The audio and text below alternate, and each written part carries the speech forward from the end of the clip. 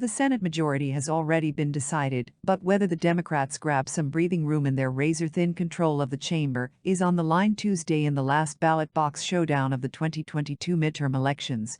For a second straight cycle, the final fight is taking place in the crucial southeastern battleground state of Georgia, where Democratic Sen. Raphael Warnock is facing off with Republican challenger Herschel Walker in a Senate runoff election. In the final hours before Election Day, both campaigns were trying to energize their base voters in a race where turnout will be the deciding factor in what public opinion polling indicates is a close contest. Everyone who hasn't voted, get out on December 6 and vote, Walker urged in an interview on the Fox News channel on Sunday. If you want to change, go out and vote your opinion because this race is very, very important. Warnock, speaking to supporters Monday in Atlanta, emphasized that we cannot let our foot off the gas. We got to press all the way through the finish line. We got to run through the tape. So, if you haven't already voted, tomorrow is the last opportunity to vote. On the final day of campaigning, it was all about location, with Walker making several stops in the mostly conservative northern part of Georgia, while Warnock stayed in the heavily Democratic Atlanta area. Nearly 2 million Georgians cast ballots in early voting that concluded Friday, according to state officials. Democrats aggressively pushed for their supporters to get to the polls to give Warnock a head start ahead of Election Day. Democrats point to early voting data that indicates high turnout in blue counties and congressional districts. "I'm heartened by the turnout we've seen. But we remain focused. We need people to show up tomorrow," Warnock said on Monday. Part of Warnock's full-court press included a large rally late last week in Atlanta with former President Obama, who returned to Georgia for the second time in 5 weeks, to give the senator a boost. With the Democrats secured in their control of the Senate and the chamber's majority no longer on the line in the runoff election, unlike 2 years ago when the Democrat sweep of the twin Georgia Senate runoffs gave them the majority, there is a concern that Democratic voters will not feel the urgency to head to the polls. However, the former president pointed out that a Warnock victory would allow the party to control committees and advance legislation and nominations more easily to the Senate floor. What's the difference between 50 and 51? The answer is a lot, Obama highlighted. Let me break it down for you. An extra senator gives Democrats more breathing room on important bills. It prevents one person from holding out everything.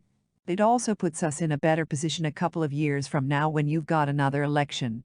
But then the Senate map is going to be tilted in favor of Republicans, and it'll help prevent them from getting a filibuster-proof majority, Obama added. There are also concerns among Republicans that with the Senate majority out of their grasp, their base voters will be deflated. In a fundraising email to supporters, the former college and professional football star spotlighted that the outcome of the Senate runoff in Georgia will, just like last election cycle, have critical national implications. 2 years ago, Warnock, the minister at Atlanta's Ebenezer Baptist Church, where Martin Luther King Jr. once preached, and now Sen. John Ossoff swept Georgia's twin Senate runoff elections, handing the Senate majority to the Democrats. This year's runoff was necessitated after Warnock led Walker by roughly 37,000 votes out of nearly 4 million cast in November's general election. However, since neither candidate topped 50% of the vote required by Georgia law to secure victory, the race headed to a runoff. Ralph Reed, the founder of the Evangelical Christian Faith and Freedom Coalition and a past chair of the Georgia GOP who has been campaigning with Walker the past week, noted that we've been able to explain to voters and the activists the difference between a 50-50 Senate and a 51-49 Senate. Additionally, Reed stressed that Republican voters are fired up.